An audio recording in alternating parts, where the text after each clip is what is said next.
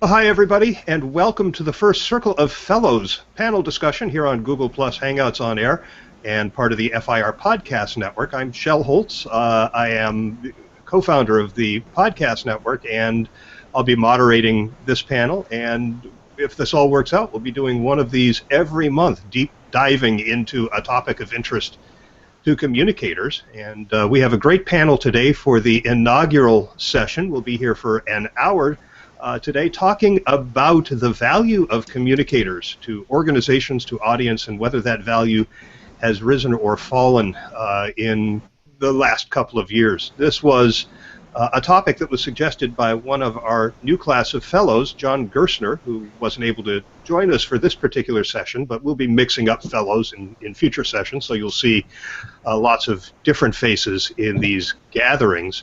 But John raised this because it was an issue that people were talking about at the IABC World Conference in June in San Francisco, and we figured something that was a hot topic at the conference would probably be worth discussing here. Now, before we jump into the topic, first, a quick description of who the fellows are. And Brad, I know we didn't talk about this in advance, but I don't want to dominate this introduction. Could I call on you to give a brief overview of the fellows program? Sure, Shel, and thanks for inviting me and the fellows to the group, and fun to hang out. The Fellows is probably the highest award that IABC can give to any of its members. It's really presented to members who have demonstrated contributions to the profession, contributions to the association, and personal achievement in their own careers. So you will be finding in the Fellows ranks luminaries who have been the authors of the books that many of us used in our college programs, the kinds of people who are out on the speaking circuit making some sort of astounding kinds of revelations, the people who are doing cutting-edge research. This is the leading group within IABC for the cutting edge. Some people have called it a Lifetime Achievement Award. I don't think it's quite that, but I think these are some people who I would pay to listen to any day, and I'm just privileged to be amongst such smart people. Great, and why don't we go around and do some quick introductions. The short bios are on the post about today's Hangout, but Barbara, why don't we start with you, since you're the first to the left and my film strip at the bottom. And I might have belonged to IABC the longest. I've been a member for over 40 years. So what I do today, after a 25-year corporate communications career, which involved banking, insurance, telecommunications, an international corporation, now I've been a consultant on my own since '98. And for 13 years, I've also taught communication subjects for a college out of the University of Maryland. I think that gives me a different perspective, that teaching. Switching back and forth between what students would like to learn today, what I think they ought to learn today, what our peers think they ought to learn today, and how that's applied in the real world. So I look forward to the conversation. Terrific. Mark? Hey there, this is Mark Schulman, and I have been a member just about as long as Barb has, and have spent my career, some of it in the client side, but most of it on the consulting side with Towers Perrin, and on my own for the past 5 years. And today I spend most of my time coaching leaders, CEOs and would-be CEOs, and how they hopefully use communications to connect with their stakeholders, and it's never dull. Great. And Kelly? Hi there, I'm Kelly Garrett. I'm based in the Canadian Prairies, and I joined IABC about 30 years ago, and I spent much of my career as a senior executive, ultimately responsible for business strategy and enterprise risk, as well as corporate communication. And I always found that having that deep grounding and love for the profession of communications really stood me well in all of the other things I've done. A couple of years ago, I escaped from corporate life, and I run my own business as a speaker and an executive coach, as well as a consultant on leadership and employee engagement. Great. And Brad, we didn't get your background while you were talking about Fellows. Well, I joined IABC back in 1978 in the Midwest with a chapter that no longer exists. It was called the Heart of Illinois, but it was through IABC's good graces that I found out about a job and got transplanted to the West Coast, worked with Hewlett-Packard, was there for 23 years, been with Cisco for about the last 8 years. So I think the tech world and some of the changes that we have seen firsthand, we've all experienced from the march of technology into all of our jobs, is something that's fun to be out on the West Coast in Silicon Valley and watching its impact and seeing what's next. Great. And I joined in 1977. My story is that I left the world of public journalism and went to work for ARCO in Los Angeles. I was in the Los Angeles chapter, and my boss, another fellow, Dave Orman, told me if I was going to work for him, I had to belong to this thing called IABC, and I asked who paid the dues, and he said ARCO does, and I said, well, that's fine then. So it began, and I've spent about half my career on the corporate side, and I've been on my own consulting since 1996.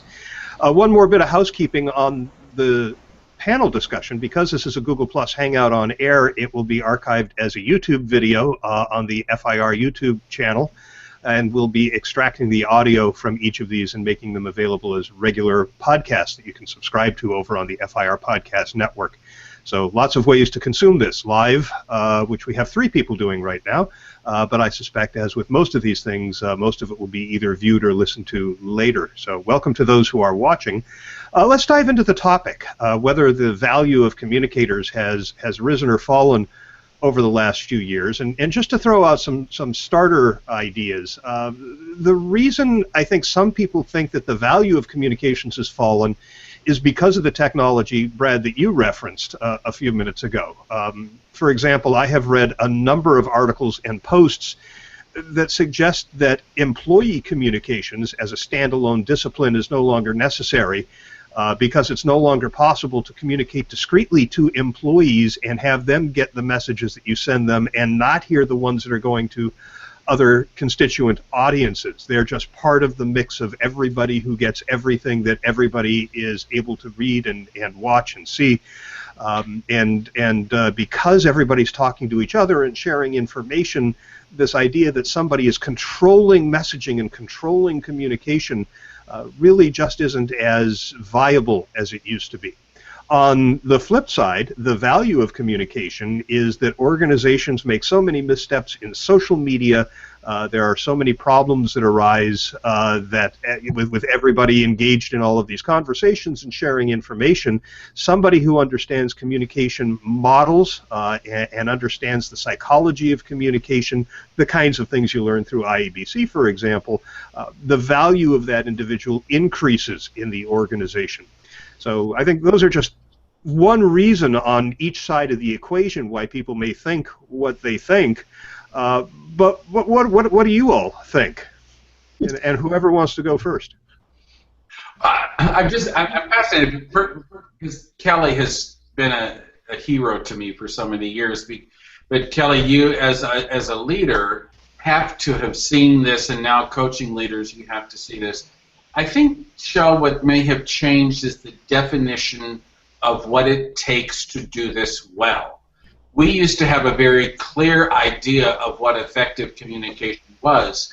Now that the gates have opened and everybody communicates in every possible manner, I think the separation between that which creates noise and that which creates outcomes has become more precise. And what I find is we were a profession that may have focused for many years on the formal communications that exist between organizations. But now our work, and especially our work with leaders, is all about the informal communications that, if not as carefully prepared for and managed and monitored, can completely undermine all the efforts to create reputation. And that's what I'm taken by, is that the impact of poor communication is so much greater that it puts a burden on us to help people do it effectively.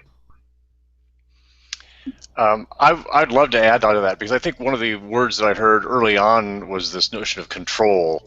And I think if what has changed and where we used to add value was in managing that generally top-down driven, one-way, asymmetric kind of communications model, if you subscribe to the thought that the only communications that was taking place in an organization, which was that emanating from the C-suite and the sort of stuff that corporate communications did, then the value that we're adding has disappeared, because we have, enabled anyone, anywhere, every place in an organization to communicate with tools. Now, the only thing I would counter is that non-formal communications, the informal channels, have always existed. We've just empowered them to do a whole lot more now.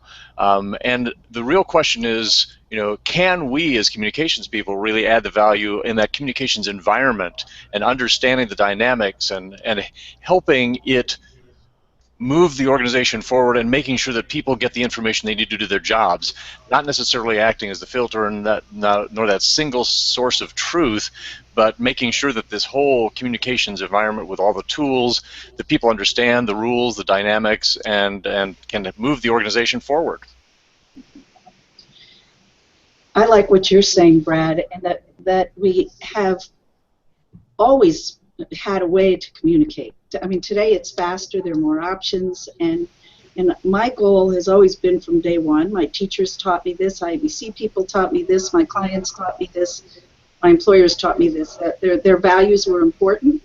They're trying to figure out how to get their constituencies to understand those values, to understand what the organization does, understand what's important, the goals, the outcomes they'd like. I have one quick example that's sort of old school to new school, and that's Special Olympics. And I'd like to quickly tell you that story. In 1978, when I became a volunteer for Special Olympics, it really had nothing to do with my career. I was something called a hugger.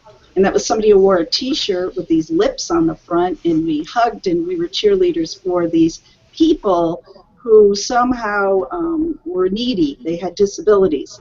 And that evolved, and I became involved as a public relations professional. And what happened next was around 1982, I was invited to head the media center for their International Winter Games. And what I saw then was that here was an organization focused on sports and physical activity for a certain population, but people were still talking about those poor kids. They called them all kids, even though most were adults. They called them all kids, and what were they doing, and wasn't that nice.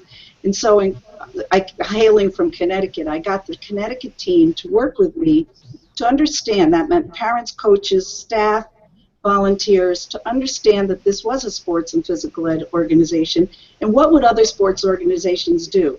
So they came armed with their media packet, and every athlete had a bio, and every athlete had a photo, and that meant they ran, when Good Morning America came to me and said, I need somebody that's of this profile, I only had a few to draw from, and these Connecticut people got a lot of attention. Fast forward to 1995, they were doing so well around Connecticut that they were able to bring the World Summer Games here. And now that there was a little more of a media frenzy, because the inside people, the coaches, the volunteers, the staff, and even the athletes and their guardians understood what their message really was and what their value, what the value of this program was. And we had a really successful games in '95. Fast forward to right now. You can turn on your television, and now Special Olympics World Games in California right this minute are on ESPN. So they've evolved by communicating with all the constituencies on the real value and goals of an organization. This is one we've all heard about, and bringing it forward to a place where now they're recognized as a sports organization in a very visible way. They're on ESPN. Kelly, I'm really interested in hearing from you, because in the role that you had in the organization you worked for, you were part of the C-suite. So you heard the conversations that went on sort of behind closed doors with executives, where they were talking very candidly about how they perceived communication, and you were there a long time, so you were able to see that evolve. Did the value of communication seem to increase or decrease while you were part of that C-suite? I felt it really increased over that time. one of the reasons was, I like to think that over time I became more influential with them, and they started to see traction of major change management initiatives, for example, when the communication was well thought out and we spoke with one voice as an executive and so on. I think that communication has always been about influence, whether it's within the professional communicator realm or others. There are many marvelous communicators around the world who wouldn't call themselves communicators and maybe never even read one of our amazing texts or went to IABC conferences, maybe to our chagrin. I think that a corporate communication business unit is only as successful as its ability to influence. So if you have great people in communications who understand that it's not just about wonderful prose, and they understand the impact of body language and all those intangible things, emotional intelligence, etc., then you're going to have a lot more influence. There's a wonderful book by Dan Pink called A Whole New Mind, and he talks about the revenge of the right brains. Well, I think what's coming for us is the revenge of the communicators. So I think in corporate land, we've probably experienced a bit of a dip in terms of our importance with budget cuts and preoccupation with economics. Internal communication in particular is the first thing to go.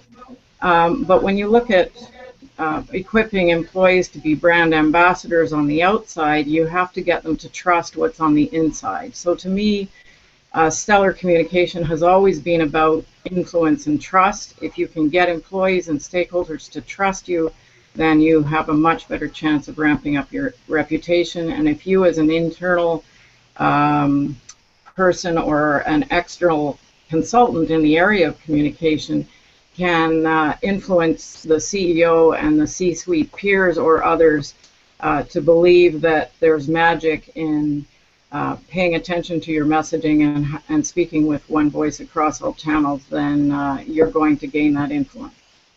And I think that's a challenge upon us to constantly reinvent ourselves for the conditions that we have to confront.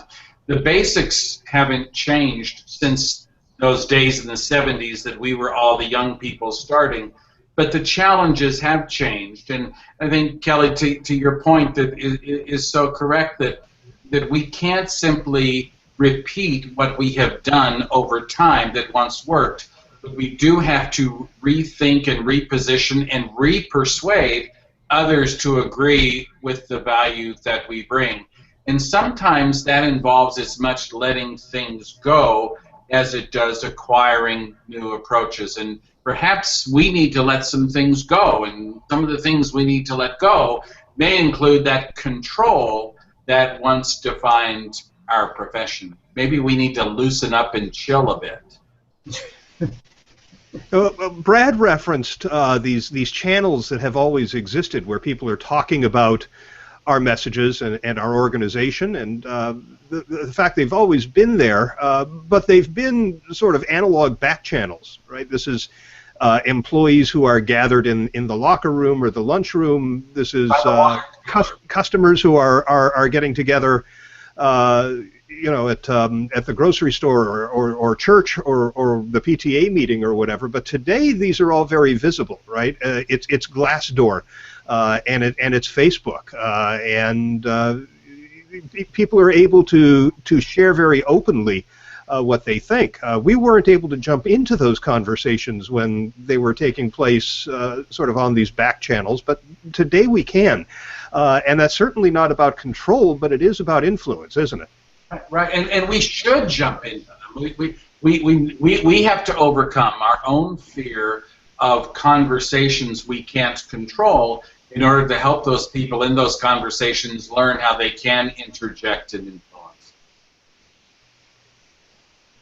Yeah, and I think one other thing to keep in mind is that it's not necessarily us as communicators who need to jump into those conversations. We need to facilitate the conversation with the right people in the organization. I've been arguing for a few years now that in very short order, the job description of every subject matter expert in the organization is going to include social media, because we're going to be relying on those people to represent the organization. If you look at the Edelman Trust Barometer, it's our internal subject matter experts who are the most credible spokespeople for the organization, and companies like Dell and Cisco, Brad, I know, is doing this too, are reaching out to their subject matter experts and asking them to go through some training so that when an issue arises that it might be the communications department that identifies it, they can reach out to the subject matter expert who has been trained to go into that conversation and represent the organization.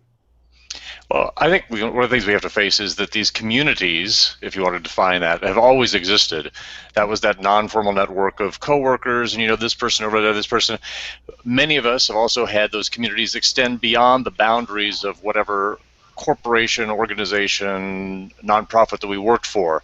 I mean, we had networks of colleagues. And what I think we've done is begun to maybe switch the importance of the hierarchical pyramids and those communication channels, and really begun to look at the value that these non-formal community-based channels can provide. And I think about how we used to struggle sometimes as communications people to get the latest tools for us in corporate communications, whether it was our TV studio to be able to broadcast that message from that high-level executive to the people who are just dying to hear it. I would love to see whether or not we're investing as much, if not more, in terms of communication technology today by giving people toys like this and plugging them into the network, by putting things on their desk that allow them to create their own networks to be able to share information.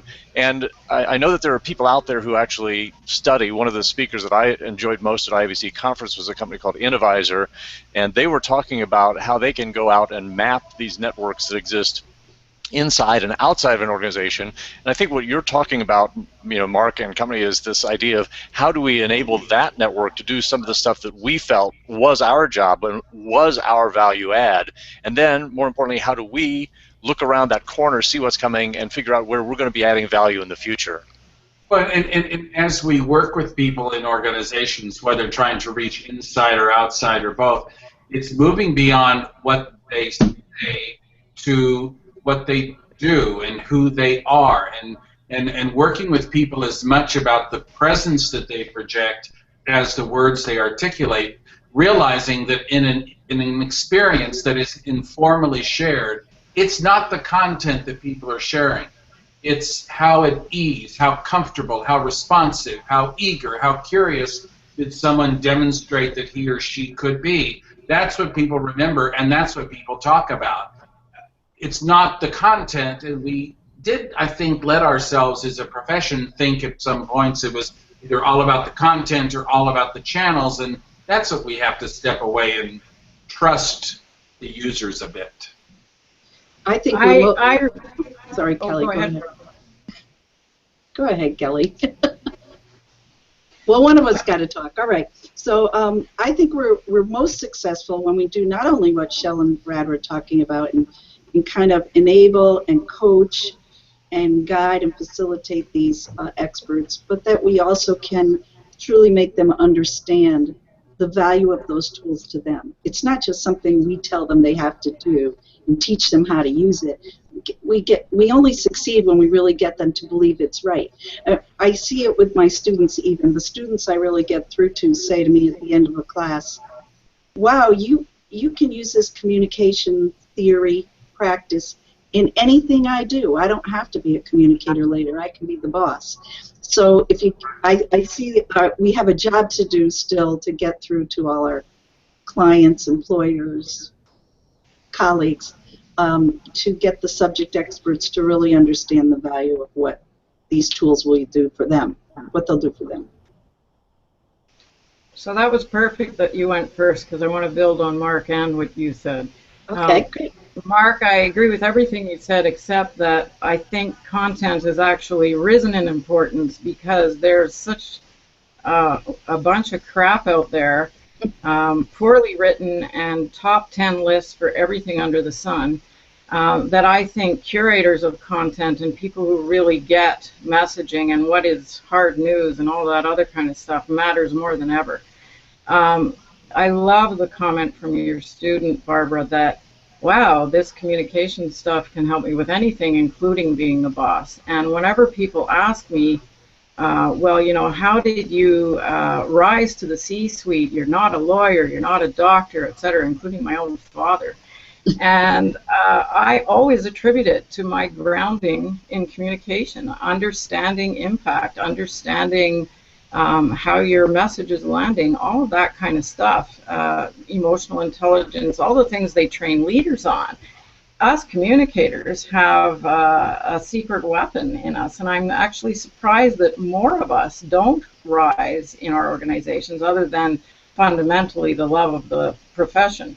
I remember when I was first promoted to VP of something other than communications, I didn't want to do it, and I told my CEO it was a mistake. He wanted me to run product development in addition to marketing. So marketing, that was cool. I could stretch over there. But financial product development from someone who sucks at math and was a dyed-in-the-wool communicator wasn't exactly my idea of a responsible appointment. And the best lesson I learned about leadership and communication was in that role, because when you can't do the work of the people you're leading, you can't micromanage, you can't rewrite everything they do like I used to. And it forces you to act appropriately as a leader in terms of helping guide the strategy and coaching and all those kinds of things. So I think that communication theory and practice can help with communicators in global domination. So is it possible that the ultimate value that we bring is, Kelly, picking up on what you say, that it's how we understand people? Whenever people ask to me, communicators say, how can I get that seat at the table, which is the most ridiculous question. Bring in your own chair. But the key is that we can be the ones in the room who understand most what the impact is of whatever decision, whatever consideration is being discussed on the lives of the people that we have to connect with. We understand inside the heads of the people we're trying to reach how they will react and what they will do as a result of that reaction. I think that knowledge transcends this tool or that tool or this or that. It's that knowledge of how people will react. I think when we're functioning best, yes. But like any profession, you have lousy doctors and lousy lawyers and great doctors and great lawyers, and you have professional communicators who know the rules and the theory and so on, but in practice don't actually demonstrate that. So I couldn't agree more with what you're saying, and its actions speak louder than words, including from us communicators. Yeah, I think what it comes down to, Mark, is what we were talking about earlier, and I think it was Kelly who raised it. It's all about influence, and you can't influence somebody if you don't know what's going to influence them. I'm working on a piece right now for a client that points out that if you know, one way to look at the whole online communication sphere is through two angles. One is content creation, because a lot of what drives social conversations begins with a piece of content. It's sharing something and then discussing it and dissecting it and expressing opinions about it, even adding to it and enhancing it. But the other is the person-to-person communication. It's responding to the query on Facebook or responding to the post that somebody else wrote that was either praiseworthy or critical of your organization or its products or services. And how you go about doing both of those has to be based on what you know about the audience that you're engaged with and even the individual that you're engaged with, so that you can communicate in a way that produces the kind of result that's consistent with the goals that you're supporting for the organization. I remember what I think is my first wow moment when I was officially invited to the table to something they had never invited a communicator to before, and that was a plant closing in a large corporation.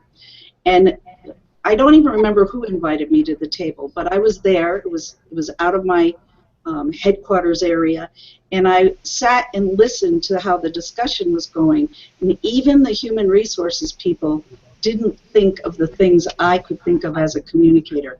So how is this going to happen? How are you going to tell them? How are you going to tell these people about their impending layoffs, and how are you going to treat their benefits, and how are you going to... Nobody ever thought about the people in that whole equation. They thought about a regimented schedule of closing down a plant. And I think once you have one of those successes sometime in your career, mine was early, thank God, that gives you a lot more strength to come forward and be the influencer that we're all talking about. Because you realize your value even more when everybody around the table is looking to you for the answer. Well, I think one of the things that you point out is that, and Mark said too in a way, was that we're the ones who can synthesize perhaps better than other disciplines within an organization. We're the ones that understand various constituents, whether you want to label it as audiences, whether you want to label it as, you know, active participants in social media, whatever. We're the ones who bring that understanding of audiences, audience reactions, messages, and that sort of that whole part and parcel to the table. And I think what our job is to stand up and be able to implement.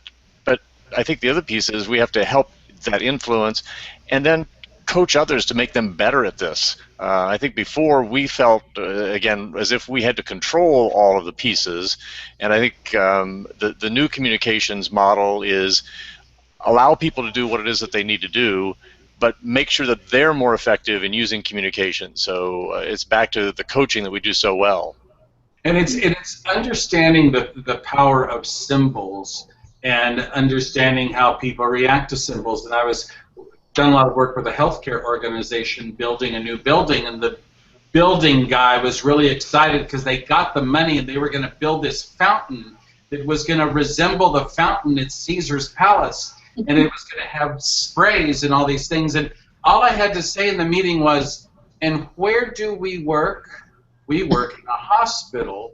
And if I'm coming to this hospital in what may be a tragic situation or certainly a serious one, do I really want to see something that makes me think of Caesar's Palace, or perhaps something more calming would be the appropriate symbol to calm it? And I think sometimes it's helping people discover the impact of things that we can see, but we need to help them discover. But isn't it also important, Mark, to build the credibility as a communicator so that they'll listen to you? I mean, I had a similar story. I was working at a consumer products company, and they were building a new cafeteria for employees. It was $2.5 million. It had a waterfall that would baffle the sound from the nearby San Diego freeway.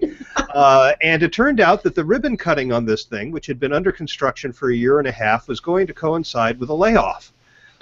And I said, look, there's no way that we can, put off the opening of the cafeteria, but we can do some proactive education about the difference between an overhead and a capital expense. If people understood that not a single job would be saved if we hadn't built the cafeteria and understand that in advance, we could head off some real criticism. And they said, no, you're just creating a fire where there isn't one. So they, had the layoff. They opened the cafeteria, and of course there was a near revolt among employees. How many, jobs could have been saved if we hadn't opened this? But I was relatively new in the organization, and the communication that had been done before I got there was very, very tactical. It was all about getting the newsletter out with the story about the secretary who would be square dancing in the opening ceremonies of the Summer Olympics in Los Angeles. So, how do we go about building that credibility when you don't have it? Because I have a sneaking suspicion that those people at the conference who felt that the value of communications has declined work in organizations where communication is focused on the craft and not the strategy. Isn't it a shame that we have to wait for that fire, Shell, or the crisis to be called in and then appreciated? Rhetorical question. Well, it's funny that you use that particular story, because in my career, HR often was the boss of communications, and I've often felt it should be the other way around. I have to laugh because I think I've had several jobs where I felt that the HR force was something to certainly have to confront every day. I do think that sometimes we can be our own worst enemy when we talk about our craft in ways that can be somewhat distancing from people's perceptions of what real work actually is. And so I think we're at our best when we help people discover the impact rather than explain to them, this is why we have to do this. I think there are times we can undermine our own efforts to be credible. Well, and I think the other piece, I traveled globally for about a decade, and understanding some of the cultural differences, it's sort of saying there's one way to do things and it's my way is probably a wrong way to go about doing everything. And I think we have to be just as curious about why in this organization does that seem to work, and let me understand that and sort of build that into our repertoire, as opposed to, and the tough part is when you're in corporations, and let's face it, the other thing is, in most communications organizations, we struggle to get budget, and we don't have the resources, so we are often historically been using a one-size-fits-all approach to communications because that's the only thing we could afford. We really couldn't afford to do things that were divergent, or we could control those things that were, under the budget. We need to open our minds and our eyes a little bit to other ways to do things. People ask me why are you doing the Google thing? Why are you playing on Foursquare? Why are you exploring with Twitter? And I think part of it is we need to understand how these new tools, these new channels, these new processes work in.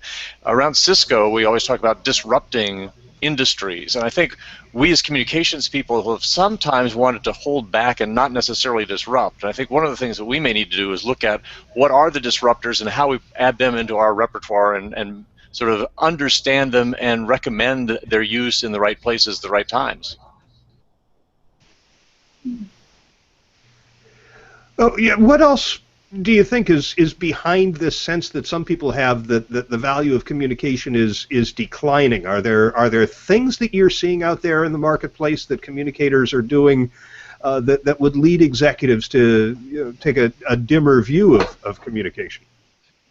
Shell, a few years ago, I put myself through a little independent study, we used to call it in college, where I set a little project goal to talk to a number of CEOs about communications. I was just curious at that time about how the profession was perceived. And I think I talked to about 60, 65 people.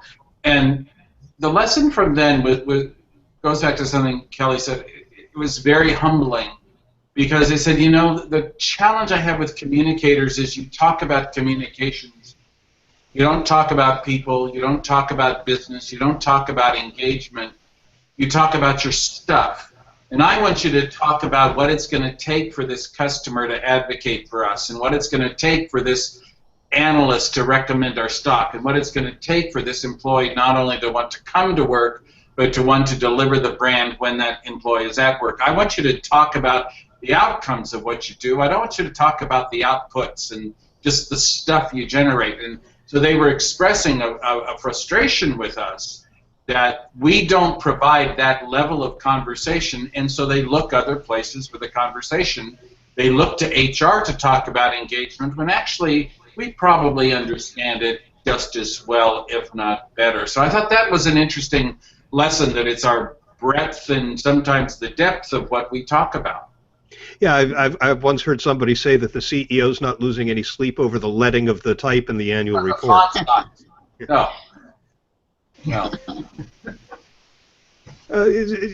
Something else that I think is a problem out there. Well, I think the broader problem is that there's no standard for communication. IABC is introducing the certification program, which I'm very hopeful will take a step in the right direction.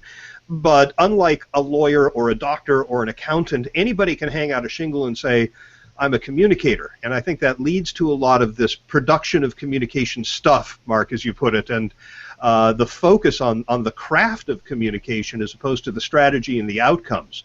Yeah, I've argued that communicators, many of them that I speak with, don't actually know the formula for what ROI is, and they use ROI as sort of a synonym for any kind of an outcome, as opposed to the financial return using a formula that everybody who sits in the C-suite understands. But what do we do to raise the level of and I hesitate to call it a profession, because we don't meet the formal definition of a profession, because there is no credential that is required to work in this field. So let's call it the industry. What does it take to elevate the industry to the point where leaders do see value? And to Brad's point, when they see value, they release budget. That's loaded. Yeah, well, and that would be besides supporting the IABC certification program. Maybe the answer is shall in the question. When we talk about standards, we tend to look at what are the standards that an individual should attain.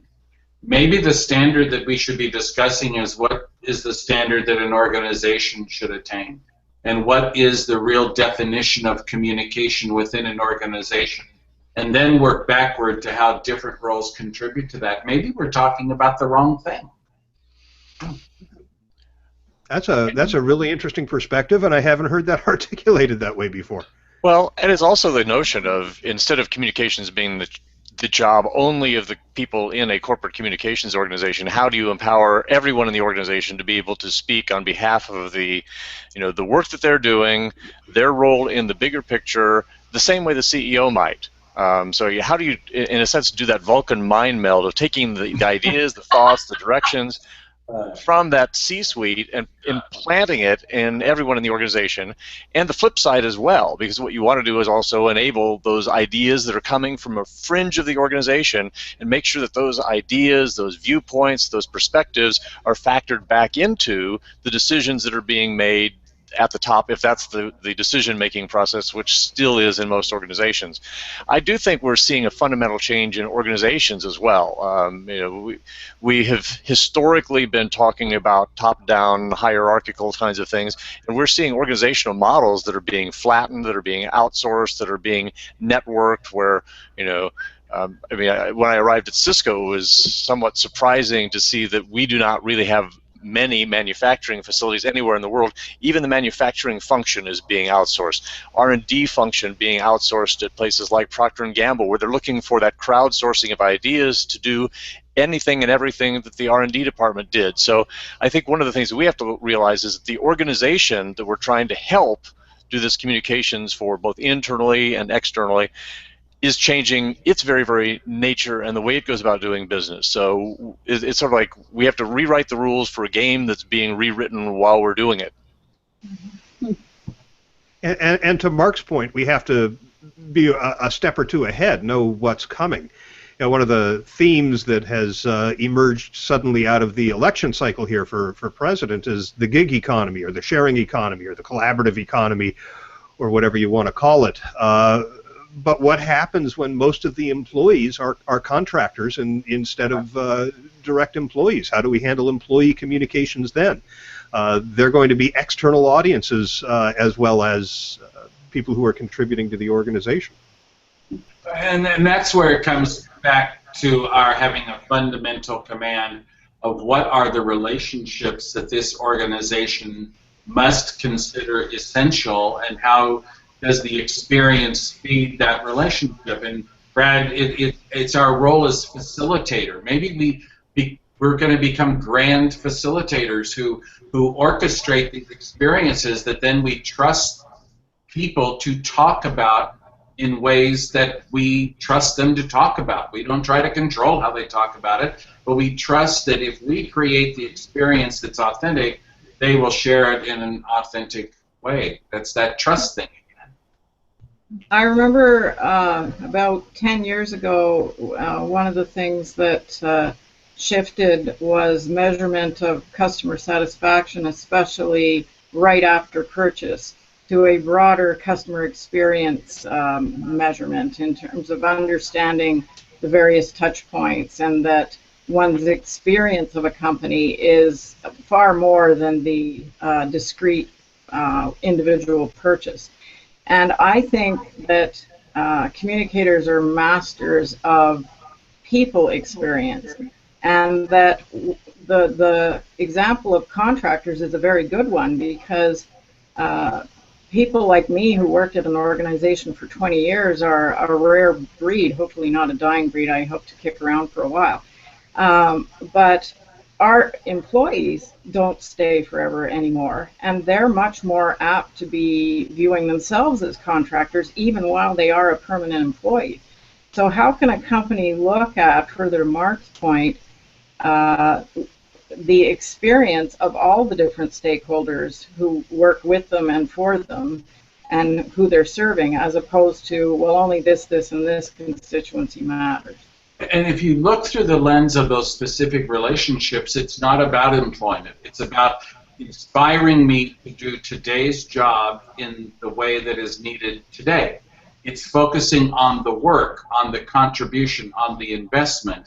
It's on that action, not necessarily the definition of what it is to be an employee or it is to be a contractor, because we want the people who are employees to feel that they could do this job today and then they're moved to another job tomorrow, and it can be sustained.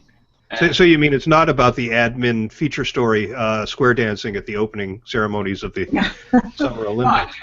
That was a great story, by the way, Shell. Good work. That predated my time there, but it does lead to the question about storytelling, though. I mean, we've been talking about facilitation, which I think is vitally important, but don't we still have to tell stories?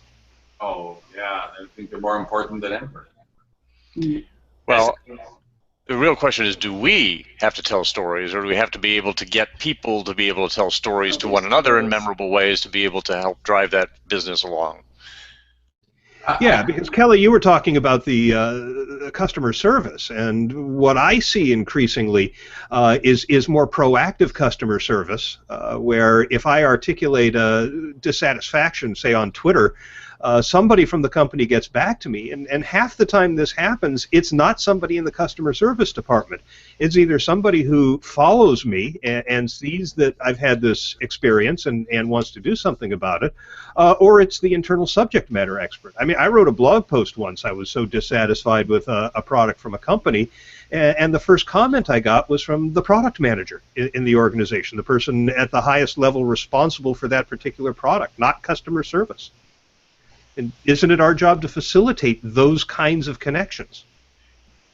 And probably some communicator did help with that, Shell, don't you think? I'd like to think that. Yeah, I know that in some of the instances that was the case. Or at least helped with convincing this product manager that this was an important outlet for him, or listening tool for him, both, two-way communication at least, and that it was important for him to pay attention to it. But again, going back to that experience when I was out at Dell World that I learned about a couple of years ago, where the people who are monitoring the conversations at the social media level will identify the opportunity and then reach out based on this roster of trained experts they have. And it could be a product manager, it could be an engineer, depending on the nature of the conversation. They pick the right person and say, here's where the conversation's happening, can you jump in and address that? But I think that a gap we may want to really look for and be curious about is what happens after that point, and who's interpreting that experience, and then going back to the worker and saying, what is it about the worker's experience that will or will not sustain the commitment to the customer? I think that what I fear, and go back to years of working in what now is called the employer brand space, and the employer brand space used to be precisely what Kelly described. What happens on the inside has to inspire what happens on the outside. It's kind of gotten a little twisted. Now it's become all about recruitment, and then this customer thing happens over here. I think among the ways we stay relevant are to find the gaps and to find the bridges that need to be built and find the holes that need to be filled in this whole landscape that we might call experience. That's what we can see that not everybody else can see. I think that we can bring assistance to the tone, too. I haven't heard anybody really talk about tone, and I think of two small examples. When I worked in an international corporation, there were many languages spoken, and one leader wanted to start employee surveys and wanted them just translated into 5 languages. Well, as a communicator, I could certainly find accomplished people to do these translations, but what was more difficult was to be sure that the leader's messages and the employees' return comments were taken in the right tone. I mean, we couldn't literally translate English, and it took a long time to really convince. And my boss at the time was the legal department. Convince them to take another look at this or have people review this once the translations had happened. And I'm seeing that too when, as chairman of the ethics committee, one of the areas we're talking about is our ethics code has been so English American centric, and does this really apply in the other cultures that are really part of our organization?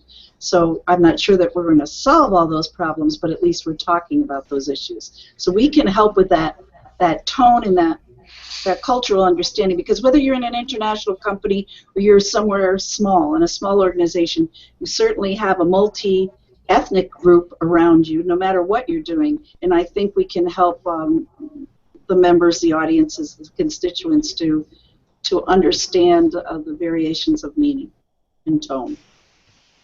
I love what you just said, Barbara. I think it is absolutely right on. And I think for IABC, the International Association of Business Communicators, to grow up and realize its potential, it really needs to have that sensitivity to different areas of the world and different ways of thinking in North American countries. It's a much more diverse culture up here in Canada for sure, and I can't speak as much for the US, but it looks like that from up here. And I think one of the things that when we're influential, that we've always been good at as professional communicators, is to represent the value of divergent ways of thinking, because generally we are the one with the divergent point of view, as pointed out by you, Barbara, earlier, and Mark as well, I think, or Brad, sorry, in terms of, well, what about how those employees are going to react when it coincides with something else. But I think world peace is a huge preoccupation of mine, always was, maybe because I was born the year the peace sign was designed. But I think the only way to inch forward towards that is to embrace different ways of being and different ways of thinking. And watching that rainbow picture of the White House from up here when you had that amazing proclamation, to me was an example of, just embracing different ways of being. I think we can influence that as communicators. I think we also add value by shining a light on what's ahead, what might serve the communication needs of the organization that other people aren't aware of, new technologies, new communication channels. I'm thinking right now of, believe it or not, emojis.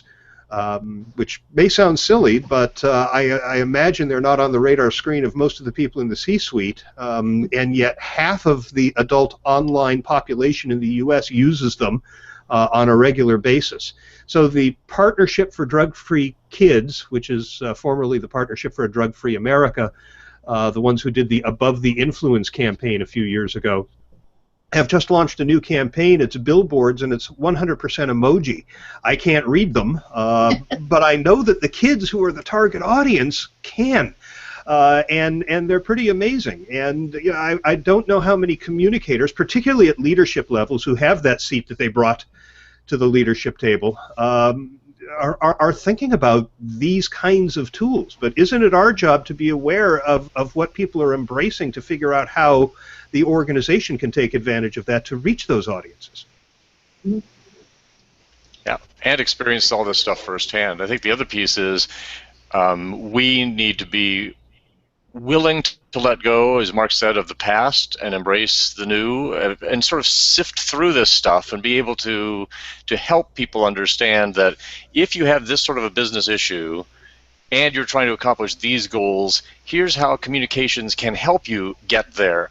And the other thing that I think is important upon us is we all face this white noise thing. Everybody is doing this. Everybody's doing it. How do we come up with the breakthrough? How do you find the ways to do it that's sort of still in keeping with the general tone and direction and the rules, but can be different enough, creative enough, whatever, that the message stands out, the message is memorable, the message has impact and accomplishes things. And that's how we're going to continue to add value, is finding those new ways, recommending things, and looking for it fits, but it's different. Well, we've got about 4 minutes left, which is time to go around and share some final thoughts if everybody's up for that.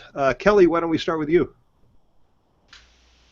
Well, as I said at the outset, I think the world is our oyster as professional communicators. I think that the advent and proliferation of social media has been a study in the value of reputation management. I mean, we were hiring for a communications marketing position at the Autism Resource Center last month, and one of the things we did was look at social media accounts, which isn't that unusual, but one of the things we were particularly interested in, which everyone said in their interviews, was they cared about nonprofits and they care about people with autism. But the woman we hired had been blogging about this and tweeting about it for 2 years. So it wasn't just a pat answer in an interview question. So I think communicators can help facilitate reputation management no matter what the channel, always have, always will, and it's up to us to influence people to get that they need us.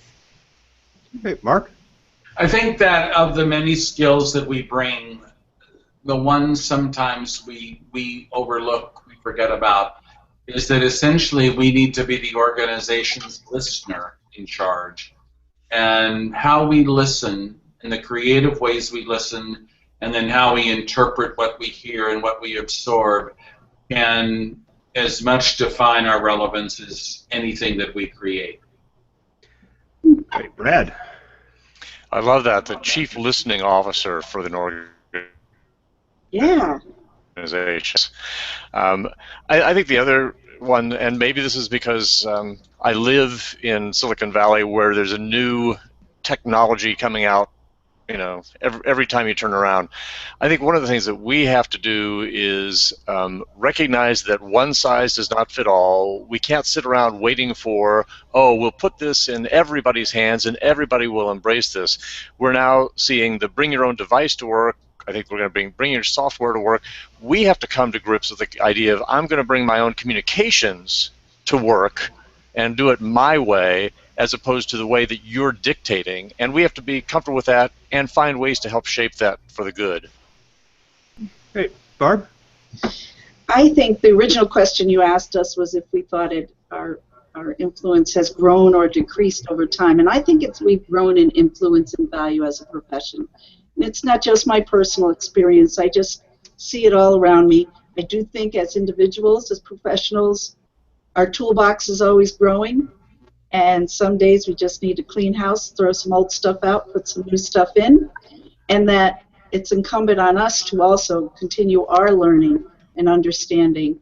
And that's why I think ties into the younger people who are studying our profession now, whether we go as a lecturer one time, whether we teach, or whether, like Mr. Holtz, we write the textbook.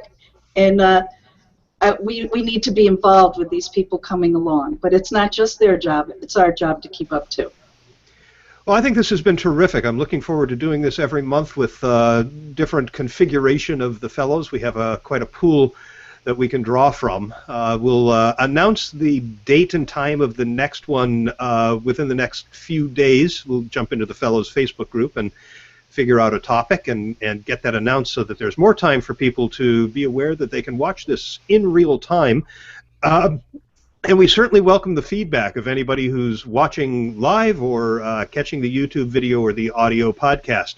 So until we all get together again, thanks everybody for your participation. Bye. Thank you. Bye. Thanks for those tweets.